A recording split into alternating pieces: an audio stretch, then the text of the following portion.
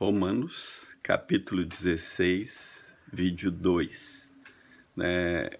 Paulo agora vai fazer um encorajamento aos irmãos, no versículo 19, né? Quanto à vossa obediência, ela é conhecida de todos. Então, a igreja de Roma era notável pela obediência ao Senhor. Não é interessante isso? E ele se alegrava com isso. Ele fala: compraz-me, pois, em vós, e quero que sejais sábios no bem, mas simples no mal. Sábios no bem, mas simples no mal. E o Deus de paz esmagará em breve Satanás debaixo dos vossos pés. A graça de nosso Senhor Jesus Cristo seja convosco. Amém. Então ele se alegrava porque eles eram sábios para fazer o bem em todo o tempo, né? Mas simples em relação ao mal, ou seja, nada do mal deve se apegar a nós, né? A simplicidade da vida, não dar lugar ao mal, fugir da aparência do mal, fugir do mal como José, e mesmo fugir de aparência do mal, né? Nos nossos dias é muito comum a gente ter cuidado de não ser apaixonados por algo que nos faz desviar da verdade ou desviar do amor, né? Passando às vezes a odiar pessoas. Aprender com Jesus, o mal não levava vantagem com Jesus de nenhum modo, pois Satanás não tinha nada no Senhor, né? E ele promete que Deus em breve esmagará Satanás. Em breve aqui, né, não significa nem em vida, né, ou nessa vida, mas possivelmente no retorno de Cristo, porque Satanás vai ser esmagado debaixo dos nossos pés, né? Nós vamos triunfar sobre ele, porque seremos mais que vencedores, mesmo se custar a nossa própria vida, como está escrito em Apocalipse. Ele usa uma figura, né, dos vencedores, que quando venceu Josué fez isso com os 5 reis que ele venceu, mandou os capitães colocar o pé sobre o pescoço dos vencidos, né? Então, nosso adversário vai ser definitivamente derrotado, esmagado por Jesus, né? E a gente vai terminar a carreira vitoriosamente, reinando com Cristo. Aí Paulo fala daquela coisa linda que em todas as cartas ele faz um primeiro término da carta, né? A graça de nosso Senhor Jesus Cristo seja convosco. Amém. Ele tinha já ministrado sobre a suprema riqueza da graça para conosco, né? Porque pela graça somos salvos, ele tinha falado em Efésios, né? E aqui também, né, Romanos 3, ele diz: o salário do pecado é a morte, mas o dom gratuito de Deus é a vida eterna em Cristo, né? Algo lindo, maravilhoso é a graça. Quem recebeu a graça não vive em pecado, né? Essa ideia de a graça veio, pecaremos, pois, para que a graça seja mais abundante? De modo nenhum. Quem recebeu a graça se tornou filho de Deus, quer honrar o Pai, porque a graça vai nos ensinar a dizer não para o pecado. A graça, Tito 2, 11, 12, é uma mestra que ensina-nos a dizer não para o pecado. Depois ele continua nas despedidas. Saúdo-vos, Timóteo, meu cooperador, e Lúcio, Jasão e Sosípatro, meus parentes, que estavam com certeza junto com Paulo aí, quando ele estava escrevendo ou ditando essa carta. Ele ditava essa carta para um amanuense. Amanuense é alguém que você está ditando e ele está escrevendo o que você dita. Então, o versículo 22 fala dele.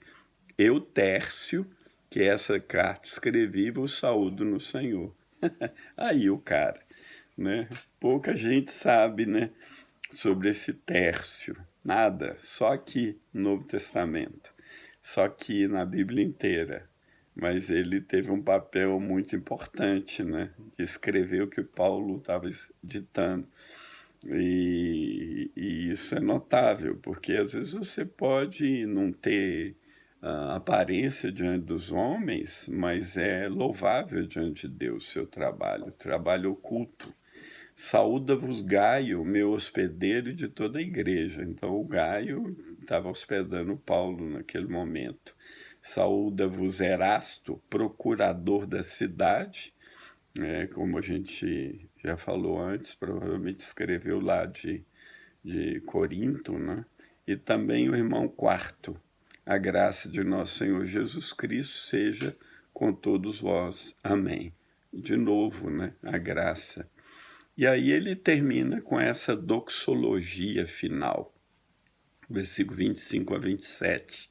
Ora, aquele que é poderoso para vos confirmar, segundo o meu evangelho, a pregação de Jesus Cristo, conforme a revelação do mistério que desde os tempos eternos esteve oculto, mas que se manifestou agora e se notificou pelas escrituras dos profetas, segundo o mandamento do Deus eterno, a todas as nações para a obediência da fé. Ao único Deus sábio seja dada glória por Jesus Cristo para todos sempre. Amém. Aleluia. Doxologia, como eu falei, é aquele cântico. Normalmente ele se tornava um cântico na igreja. Ora, aquele que é poderoso para vos confirmar segundo o meu evangelho. Uau! Paulo, né, com esse meu evangelho, que nós falamos dele desde o primeiro dia da primeira aula, do capítulo 1, lá no iniciozinho. Eu falei das várias citações que o evangelho tem na palavra de Deus, né? E uma delas é meu evangelho, que o Paulo é campeão. E segundo o evangelho que Paulo ensinou, e segundo o que vocês têm estudado nessa carta aos Romanos, que Deus confirme vocês, né? É a pregação de Jesus, que é insubstituível, porque por ela as pessoas chegam à fé e à salvação. Não que Deus não possa salvar alguém sem pregação, né? Tem fato notável, a salvação de Paulo, por exemplo, né? Só que Paulo também ouviu Estevão, né, antes. Mas Deus faz do modo dele. Mas ele, no capítulo 10, a gente, a fé salvadora, como vão crer se não houver quem pregue. Então a pregação é insubstituível. Pode substituir pregação por louvor, pregação por teatro ou coisa desse tipo, né? Pregação, Deus está clamando para que haja pregação e pregadores, pregação de Jesus Cristo, não pregação humana. E ele diz que Deus confirma conforme a revelação do mistério, né? Esse mistério que esteve oculto, mas agora foi revelado, né? Que se manifestou agora e se notificou pelas Escrituras. A gente viu, né, como Paulo faz esse linkage, né, como ele linka, como ele une as coisas que ele está escrevendo com as Escrituras, né? Ele mostra para as Escrituras sagradas, né? É uma coisa fantástica.